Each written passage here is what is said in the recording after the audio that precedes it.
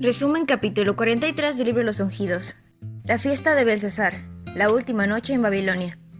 Grandes cambios se estaban produciendo en la tierra a la cual más de 60 años antes Daniel y sus compañeros habían sido llevados cautivos.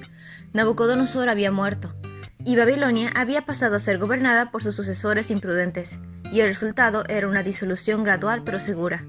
Belsasar, el nieto de Nabucodonosor, se gloriaba en su poder, y ensalzó su corazón contra el Dios del cielo. Sabía que por decreto divino su abuelo había sido desterrado de la sociedad de los hombres. Sabía también de su conversión y curación milagrosa. Pero Belsasar dejó que los placeres y la glorificación propia borrasen las lecciones que nunca debería haber olvidado. Malgastó las oportunidades que se habían puesto a su alcance para conocer mejor la verdad.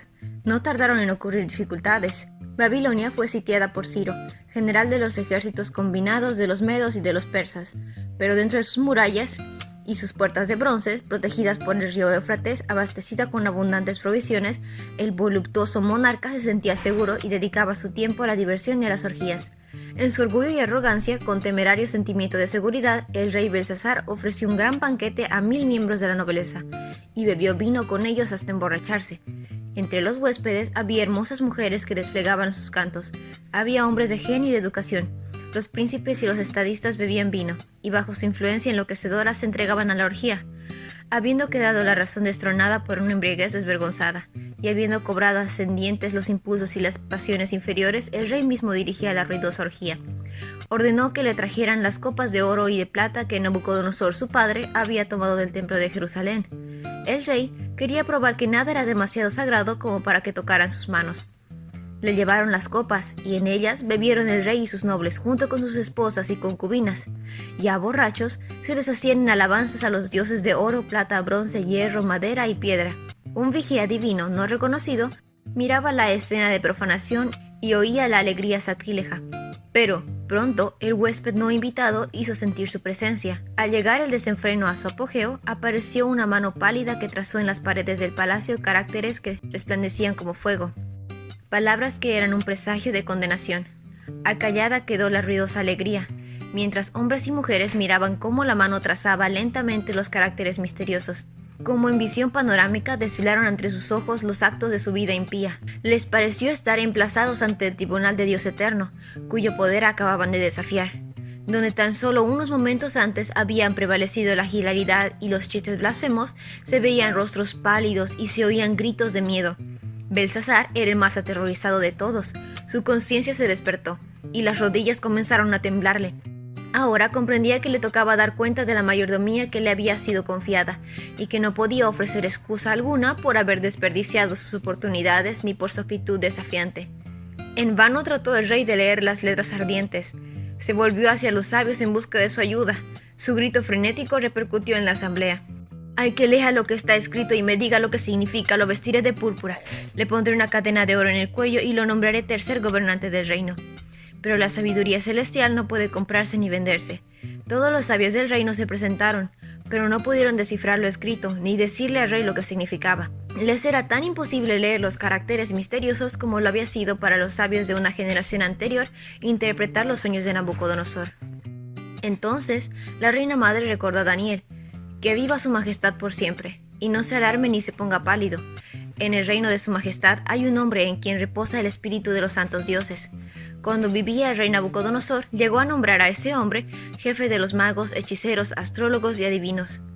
Llame usted a ese hombre, y él le dirá lo que significa este escrito. Daniel fue llevado a la presencia del rey. Haciendo un esfuerzo para recobrar la serenidad, Belsasar dijo al profeta: según me han dicho, tú puedes dar interpretaciones y resolver problemas difíciles. Si logras descifrar e interpretar lo que está allí escrito, te vestiré de púrpura, te pondré una cadena de oro en el cuello y te nombraré tercer gobernante del reino. Estaba Daniel en pie, imperturbable frente a la promesa del rey. Con la tranquila dignidad de un siervo del Altísimo, dijo: Su Majestad puede quedarse con sus regalos o dárselos a otros. Yo voy a leer a Su Majestad lo que dice la pared y le explicaré lo que significa.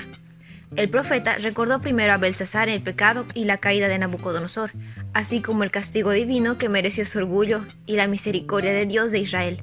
Después, en palabras valientes y enfáticas, reprendió a Belsasar por su gran impiedad y le señaló las lecciones que podía haber aprendido pero no aprendió. Belsasar no había prestado atención a las advertencias que le daban eventos tan significativos para él mismo. Estaba por cosechar la consecuencia de su rebelión. Sin embargo, y a pesar de saber todo eso, usted, hijo de Nabucodonosor, no se ha humillado. Por el contrario, se ha opuesto al Dios del cielo, mandando traer de su templo las copas para que beban en ellas usted y sus nobles, y sus esposas y concubinas. Usted se ha deshecho en alabanzas a los dioses de oro, plata, hierro, madera y piedra. En cambio, no ha honrado al Dios en cuyas manos se hallan la vida y las acciones de su majestad. Por eso, Dios ha enviado esa mano para escribir lo que allí aparece. Volviéndose hacia el mensaje, el profeta leyó en la pared: Mené, Mené, Tekel, Parsin. La mano ya no era visible, pero aquellas palabras seguían resplandeciendo con terrible claridad. Ahora la gente escuchó con el aliento en suspenso mientras el anciano profeta explicaba. Pues bien, esto es lo que significan estas palabras. Mené, Dios ha contado los días del reino de su majestad y les ha puesto un límite. Tekel, su majestad ha sido puesto en la balanza y no pesa lo que debería pesar. Parsin, el reino de su majestad se ha dividido y ha sido entregado a los medos y persas. Aquella última noche de loca insensatez, Belsasar y sus señores habían colmado la medida de la culpabilidad del reino caldeo. Ya no podía la mano refrenadora de Dios desviar el mal que los amenazaba. El reino de Belsasar iba a ser traspasado por otras manos. Cuando el profeta dejó de hablar, el rey ordenó que se le recompensase con los honores prometidos. Más de un siglo antes, la inspiración lo había predicho, y ahora, mientras estaba todavía en el salón de fiestas, el rey recibió un mensajero a la información de que su ciudad era tomada por el enemigo.